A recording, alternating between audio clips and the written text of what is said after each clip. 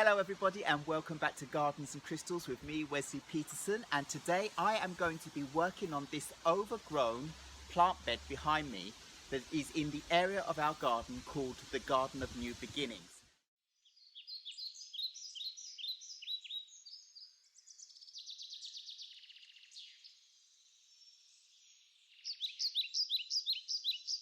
Now this bed is at the end of where we're going to be having our pond at some point in the future, so that's a future project. But until then, I just want to tidy up this plant bed. It's been allowed to overgrow. I've had nothing going on in this area and I haven't had time to work on this plant bed, but I did plant earlier this season two cuttings from a willow tree that I found in a park in Malmö. And there are many willow trees there around a huge pond in a park.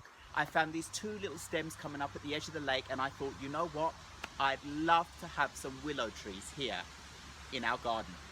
And they have been completely swamped out by all the other wild plants growing around. Now these plants, they looked really wonderful when they were in the flowering season and there were so many insects on them and that really made me feel happy. But now all the flowers have gone over, so there's no need and no use for the rest of the plant here in this bed right now. So what I'm going to do is clear them back so that we'll be able to get in and see the young willow trees that are still doing very well. And also I have planted some red dogwood in here and I'm wondering if that's still okay too. It's very crowded out. So stick with me and we'll see what happens. First of all, I'm going to start out with my trusty strimmer and strim out as much as I can before I need to get in and take a closer snip around the plants that I want to keep. This is one of the willow trees that I planted. I'm so excited. It's doing really well. It has grown double as much in 1 year, so they're going to do so well. And that's despite everything crowding them out.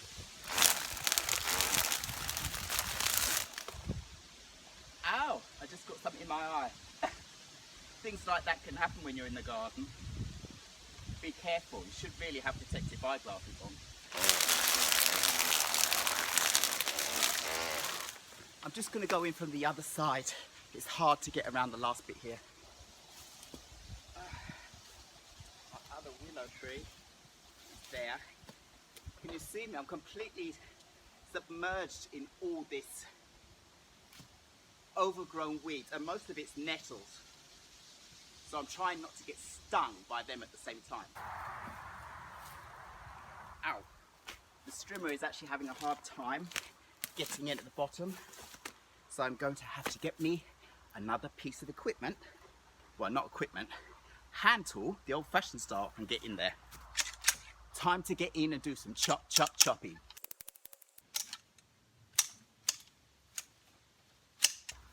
I can see at least one of my dogwoods, my red dogwoods, has survived in here as well because it's quite tall.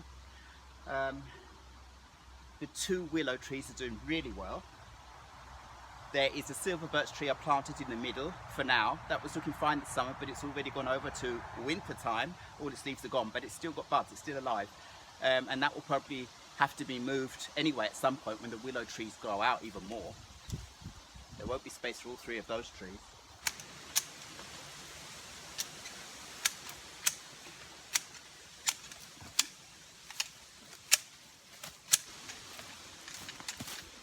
It doesn't really take that much. It's not that I want to take all of the debris that I'm cutting down out now, because if I leave that on the ground, it's really good.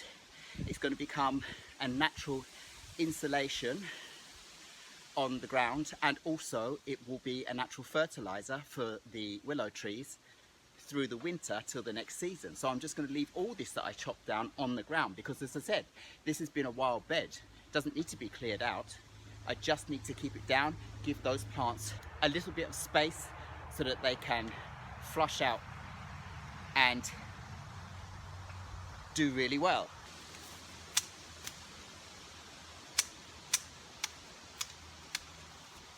So now that I've cleared most of it out, what I'm going to do now is get my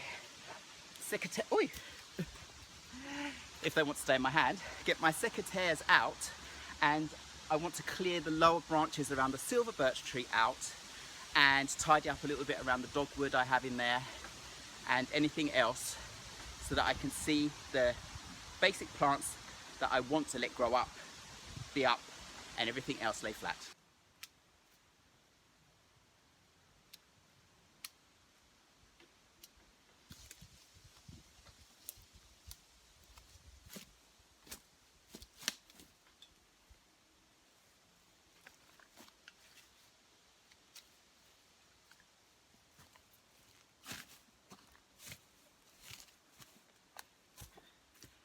Now I just think I'll get the strimmer out again, because now it's all been cut down quite low, so the strimmer will be able to work much easier just to take the last bits out.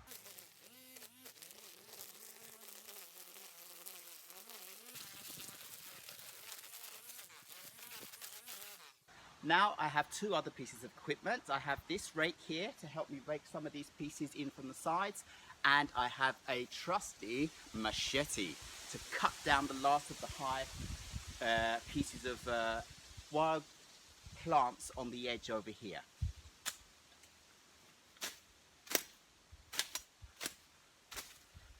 Oh, it's really good with this machete. It's actually much easier.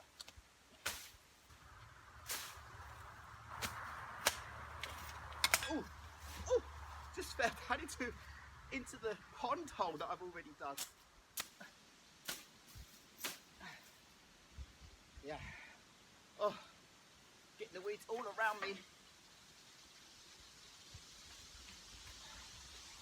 I'm going to have to make sure that I don't bring all the seed heads from these plants all around the garden after this.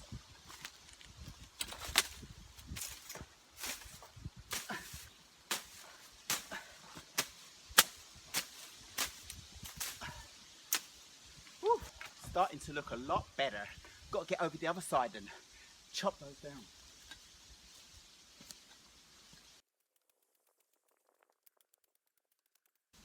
It feels pretty brutal, but necessary.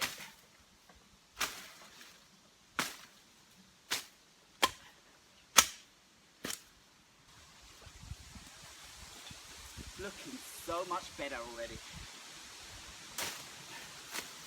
This machete just slides through everything. It slices through everything, no problem. Just need to make sure I don't chop my foot at the same time.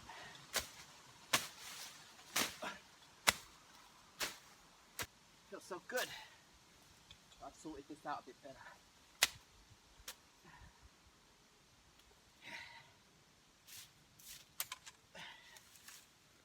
Rake in some of the goodness around these trees, because all of this now is natural fertilizer for my two willow trees that I've planted here, and I'll give you a closer look at them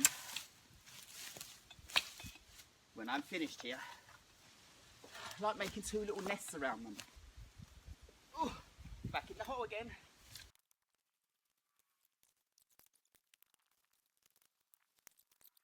Another reason to get out in your garden is sometimes this is natural training.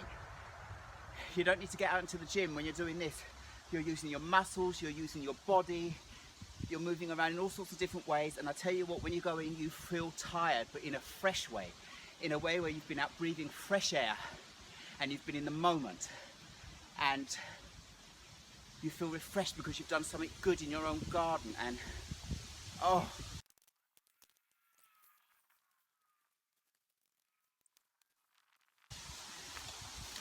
wonderful. Starting to actually be able to see the pond area again. Now I've actually decided to clean out the hole where the pond is going to be, actually, so that you'll be able to see it, see kind of the idea of it. But it's not nowhere near ready yet, just remember that.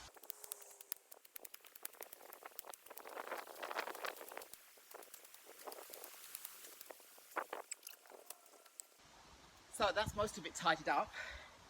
I'm just going to rake in some of the mess.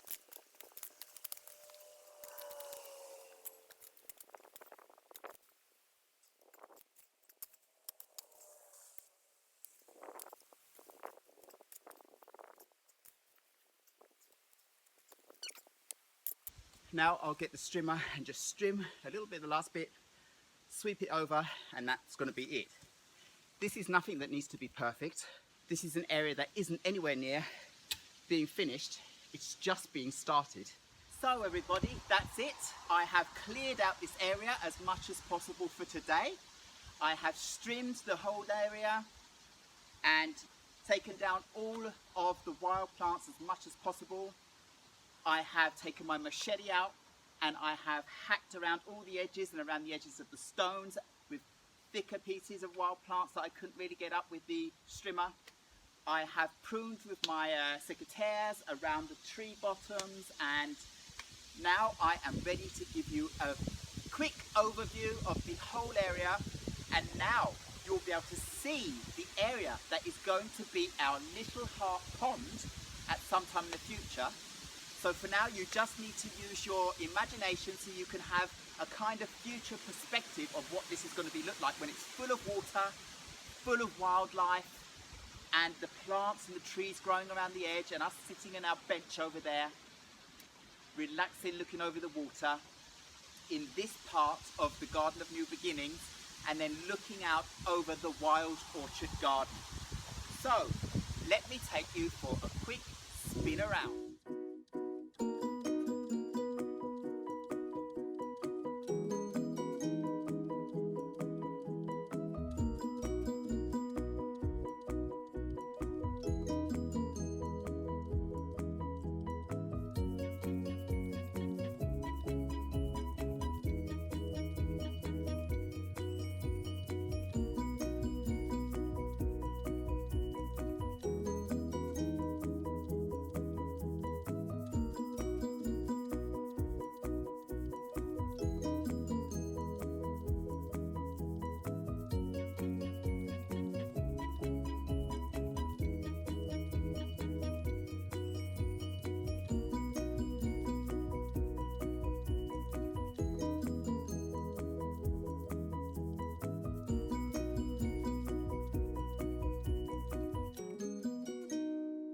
But if you want to have a little quick look, this is the Garden of New Beginnings. I've just sheared everything down. I'm pushing the bushes back and making an open area here. It's starting to grow up again because I haven't had time to do anything with this area right now, but this is a project in the making.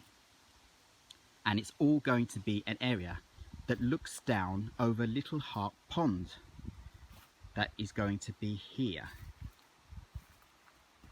Now you can see the outline much better. What a difference it makes to get out and shear down all the overgrown wild plants. They did their job. They covered the area during the summer, got beautiful flowers, all the insects were happy with that, ground coverage, and now it's all ready for the autumn season to begin. And I can see the trees and bushes that I planted out have survived and are doing really well. And as you can see behind, that is the wild orchard garden, just behind the hazelnut bush there. So you don't have to move all the rubbish away. Leave it as a layer of mulch if it's a kind of wild area, and you'll do justice to the plants that are already there, because then you don't have to get anything special to put around them. They will survive just fine with all the rich nutrients that are around their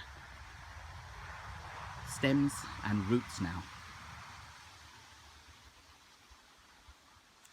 Well, that was it for this video. Now I have shown you the complete revamp of this area in the Garden of New Beginnings. The hole that is going to be our Little Heart Pond. Oh, I can't wait for that, I really can't. And just how it's going to be an open area and have wild plants growing around the edge. And then I'm going to plant some other plants that get really nice flowers on them as well. So that's it for this video. I thank you very much once again for watching Gardens and Crystals. Please remember to subscribe, and I'll see you in the next video very soon. Goodbye.